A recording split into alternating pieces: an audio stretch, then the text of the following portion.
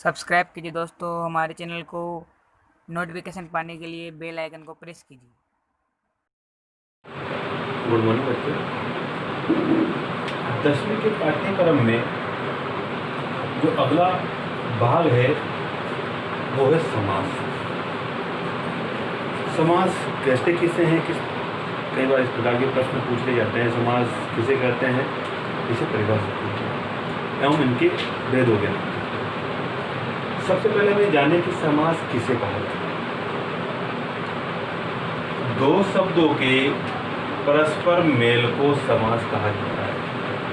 जब दो शब्द दूरियां बनाते हुए दिखाई देते हैं, लेकिन जब उनको पास में लाया जाता है, या आप यूँ समझे कि समासिक प्रक्रिया में जब हम समास को तैयार करते हैं, जो कारक चिन्ह बीच में आते हैं उनका लोप हो जाता है। लोप होने के उपरांत जो शब्द बन के आता है, हम उसी शब्द को समास कहते हैं।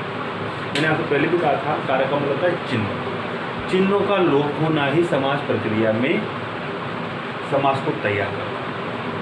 तो सबसे पहले तो जाने, समास का मतलब होता है कि दो शब्दों के परस्पर मेल को समास कहते हैं, जबकि दो वर्णों के परस्पर मेल को संधि कहते हैं।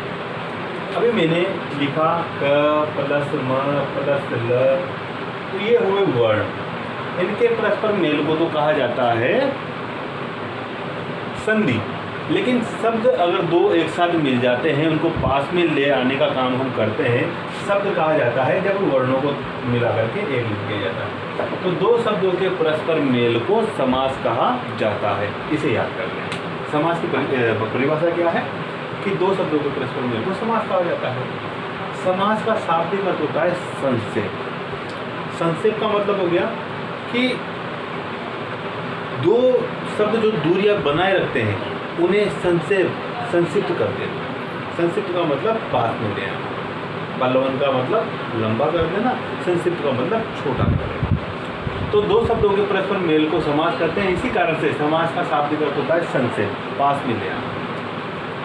समास की प्रक्रिया में बनने वाला नवीन शब्द को सामासिक पद कहते हैं। कई बार ये पूछ लिया जाता है, सामासिक पद किसे कहा जाता है। समास की प्रक्रिया में जब हम कारक चिन्हों का लोप कर देते हैं, बीच में से शब्दों का लोप कर देते हैं, तो दो शब्द जब मिलकर के पास में आते हैं, बस वो दो शब्द मिलकर के पास में आना ही जो नया शब्द तैयार करता है, उसी शब्द को हम समासिक कहते हैं। साधारणतः ऐसे इस प्रकार से याद करें कि समास की प्रक्रिया में जब हम दो शब्दों को समीप लाते हैं और नया शब्द बनता है, उसी नए शब्द को सामासिक पद कहते हैं। उदाहरण के तौर पर आप देखिए कि कमल के समान नयन। अब मैंने यहाँ पर के समान शब्दों का लोप कर दिया, तो शब्द क्या बना? कमल नयन। कमल नयन शब्द बनने के उपरांत इसमें इस शब्द को हम सामासिक कर। वैसे ही यहाँ किया मैंने, दही में डूबा हुआ बड़ा। शब्दों का लोप हुआ, दो शब्द समीप आए, सामासिक पद करें। देश से निकाला, यहाँ पर भी मैंने लोप किया चिन्ह का, देश निकाला यहाँ पर हुआ, ये एक सामासिक पद। तो एक इजी तौर पर आपको समझाने का मैं जो प्रयास कर रहा हूँ ये है कि अगर समास किसे कहते हैं, इस प्रकार का प्रश्न आ जाता है, तो दो शब्दों के परस्पर मेल को समास कहा जाता है। और समास का शाब्दिक अर्थ संक्षेप होता है। इसके अलावा जब हम समास को तैयार करते हैं, उसकी प्रक्रिया में जो अंतिम शब्द बचता है वो शब्द सामासिक पद कहलाता है।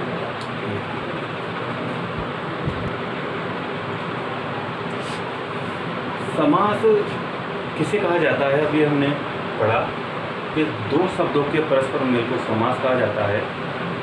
समास की प्रक्रिया में बनने वाला जो नया शब्द होता है वो सामासिक पद कहलाता है। ये चीज़ क्लियर है। समास की प्रक्रिया में किसी वाक्यांश के अंतर्गत कारक चिन्हों का और शब्दों का लोप किया जाता है, ताकि पीछे वाले और आगे वाले शब्दों को मिलाया जा सके। पहली सामान्य चीज़ ये है कि सामान्यतः समास 6 प्रकार के होते हैं। नाम याद रख लेने, अव्ययीभाव समास, तत्पुरुष समास, कर्मधारय समास, द्विगु समास, द्वंद्व और बहु। ये आपको फिंगर्स पे याद कर देते हैं। जैसे कि हमको ये याद होना चाहिए, सर्वनाम 6 प्रकार के होते हैं। विशेषण 4 प्रकार के होते हैं, क्रिया विशेषण 4 प्रकार के होते हैं। इनके भेद याद रहेंगे तो कई चीज़ें हमारे लिए आसान होती चली जाती है। कारक 8 प्रकार के होते हैं। तो इन चीज़ों को याद करने से कई चीज़ें जो हमें जनरली याद नहीं होती उनके बारे में हम अधिक याद इस वजह से करना पसंद करते हैं, क्योंकि हमें ये पता है कि समाज 6 प्रकार के, अगर हमें 4 ही प्रकार याद है तो ये तो पता है कि 2 याद नहीं आ रहे हैं, तो कॉपी को हम सर्च करके 2 प्रकारों को देख लेते हैं। इस वजह से आपको क्या करना है कि फिंगर्स पर याद करना है कि समाज 6 ही प्रकार के होते हैं और नाम आपको याद होने चाहिए। अब यही समास, कर्मधारय समास, तत्पुरुष समास, द्विगु समास, द्वंद्व समास और बहुब्रीहि समास, 6 प्रकार के। लेकिन कई बार ये पूछ लिया जाता है कि पदों की प्रधानता के आधार पर समास कितने प्रकार के होते हैं। तो याद रखें सामान्यतः तो 6 प्रकार के होते हैं, लेकिन उसने पूछा अगर पदों की प्रधानता के आधार पर अगर पदों को हम मुख्य माने कितने प्रकार की समास होते हैं, तो वो 4। किस चीज़ प्रथम जो समास होता है वो है अव्ययी भाव समास। प्रथम पद किस समास का प्रमुख होता है ये याद करें, अव्ययी भाव समास। इसमें क्या होता है कि प्रथम पद भी प्रमुख होता है, द्वितीय पद भी प्रमुख होता है, दोनों पद भी प्रमुख जिस समास में होते हैं और अन्य पद भी प्रमुख होते हैं। अब क्वेश्चन कैसे आते हैं, कैसे पुटअप होते हैं कि कौन सा समास ऐसा है जिसका प्रथम पद मुख्य है। तो प्रथम पद में अव्ययी समास ऐसा है जिसका प्रथम पद मुख्य है। कितने समास ऐसे हैं जिसके द्वितीय पद को प्रमुखता दी जाती है। तो 3 समास ऐसे हैं जिनके द्वितीय पद को प्रमुखता दी जाती है, कर्मधारय, तत्पुरुष और द्विगु। जिसके दोनों ही पदों को प्रमुखता दी जाए उन समासों की संख्या की। एक द्वंद्व समास, दाल और बाटी दोनों अपने आप में मुख्य। तो मुख्य समास होने के कारण दोनों पद जो प्रमुख होने के कारण द्वंद्व समास इन समासों से अलग हो जाता है। अन्य पद जिसका प्रमुख माना जाता है वो है बहुब्रीहि समास। तो प्रश्न किस प्रकार से पूछा जाएगा कि पदों की प्रधानता के आधार पर समास कितने प्रकार, ये तो पदों की प्रधानता के आधार पर समास 4 प्रकार के होते हैं। एक तो अन्य पद जिसका प्रमुख हो, दोनों पद जिसके प्रमुख हो, द्वितीय पद जिसका प्रमुख हो और प्रथम पद जिसका प्रमुख हो। तो प्रथम पद जिसका प्रमुख है केवल एक ही समास है अव्ययी भाव। 2 पद जिसके प्रमुख हैं वो 3 समास ऐसे हैं, कर्मधारय, तत्पुरुष और द्विगु समास। जिसका अन्य पद प्रमुख है वो है बहुब्रीहि समास। जिसके दोनों ही पद प्रमुख है वो है द्वंद्व समास। तो हम लोगों को काउंटिंग में सामान्यतया देखा जाए तो समास 6 प्रकार के होते हैं, लेकिन अगर ये आ जाता है कि पदों की प्रधानता के आधार पर समास के प्रकार कितने होते हैं तो इस प्रकार से आप याद कर लेंगे। अब हम इनके एक एक टॉपिक को खोलते हुए इनको पढ़ेंगे।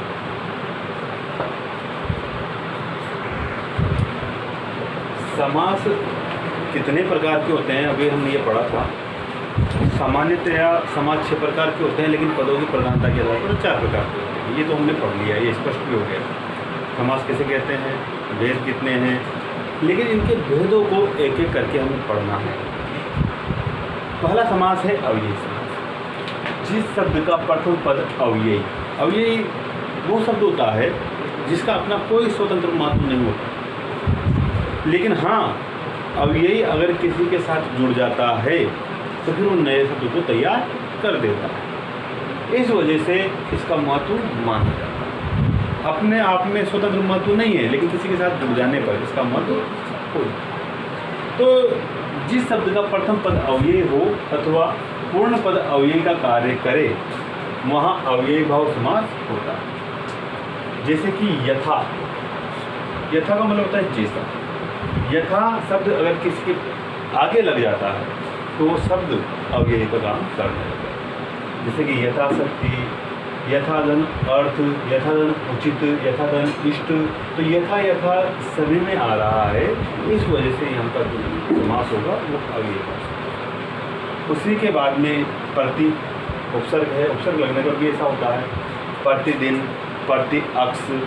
तो इस प्रकार की चीज़ें भी जब आगे उपसर्ग आए या अव्यय आए, अगर उपसर्ग या अवयवी से जो भी आए लेकिन वो शब्द को तैयार कर रहा है तो फिर वो अव्ययी भाव समास होता है।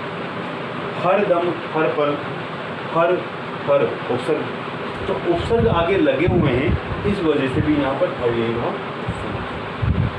आ एक उपसर्ग है, आमरण, आजन्म। उपसर्ग का भी अपना कोई महत्व नहीं होता है, स्वतंत्र कोई महत्व नहीं होता है, लेकिन हाँ जब किसी शब्द के आगे जुड़ जाता है तो उस शब्द में अर्थ परिवर्तन कर देता है। आमरण मरने तक, आजन्म जन्मे तक। सपरिवार, परिवार के साथ स लगा हुआ है, इस वजह से ये भी अव्ययी भाव समास। अनु, अनु भी एक उपसर्ग है। अनुदिन, अनुचर। तो ये जब सामने अव्ययी या उपसर्ग आ जाता है, शब्द में परिवर्तन कर देता है, तो उपसर्ग आ जाने पर, अव्ययी आ जाने पर वो समास अव्ययी भाव समास होता है। ये इसका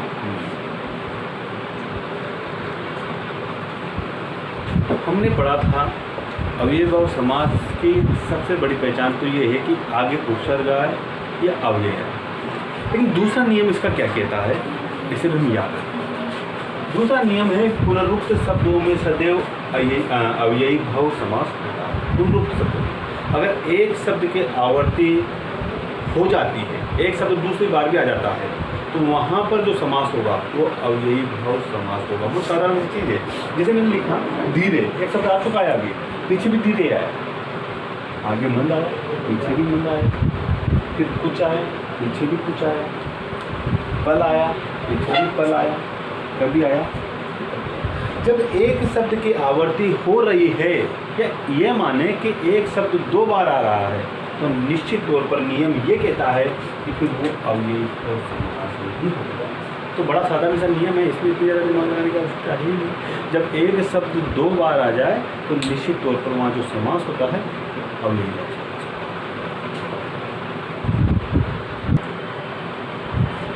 अव्ययी भाव समास के कुल दो नियमों को हमने पढ़ा। पहला नियम कहता है कि आगे उपसर्ग होना जरूरी है, अव्यय होना जरूरी है। यथाशक्ति लगाया, आ लगाया, उपसर्ग, आमरण, आजन, ये सब कुछ हमने पढ़ा। दूसरा नियम कहता था कि एक ही शब्द अगर दोबारा लौट करके आ रहा है, लिखा जा रहा है, तो वहाँ पर भी अव्ययी भाव समास होगा। तीसरा नियम से क्या कहता है, यदि किसी शब्द के अंत में बर शब्द आ जाए, पूर्वक शब्द आ जाए, अनुसार शब्द आ जाए, उपरांत शब्द आ जाए, अर्थ शब्द आ जाए, इन पांचों शब्द हो जाते हैं। बर, पूर्वक, अनुसार, उपरांत और अर्थ। ये सब याद कर लेंगे आप लोगों को। बर आ जाए, पूर्वक आ जाए, अनुसार आ जाए, उपरांत आ जाए या अर्थ आ जाए। अगर ये आ गए बाद में तो निश्चित तौर पर जो समास होगा होगा। तीन नियम है। जैसे कि यहाँ पर लिखा हुआ है दिन भर, पीछे भर आया है शब्द के। रात भर, भर शब्द आया है। शब्द भर जो शब्द के पीछे आया है, इसी कारण से नियम अकॉर्डिंग क्या हो जाएगा, ये होगा ध्यान पूर्वक, पीछे पूर्वक, देखिए पूर्वक, विवेक पूर्वक, पूर्वक आया। सेवार्थ अर्थ आया कि चाहे सेवाधन अर्थ, कार्य अनुसार, कार्यधन अनुसार, अनुसार आया। मरणोपरांत, उपरांत आया है। तो उपरांत पीछे आ जाता है शब्द के, और शब्द पीछे आ जाता है शब्द के, वर शब्द पीछे आ जाता है, पूर्वक आ जाता है, अनुसार आ जाता है। काउंटिंग में देखें तो 1, 2, 3, 4 और 5, ये पांचों शब्द अगर शब्द के पीछे आ रहे हैं तो निश्चित तौर पर जो समास होगा वो अव्ययी भाव समास। ज़्यादा दिमाग में आएगा नहीं आएगा, आगे ना। तो ये चीज़ याद कर ले, उपरांत, अर्थ, वर, पूर्वक और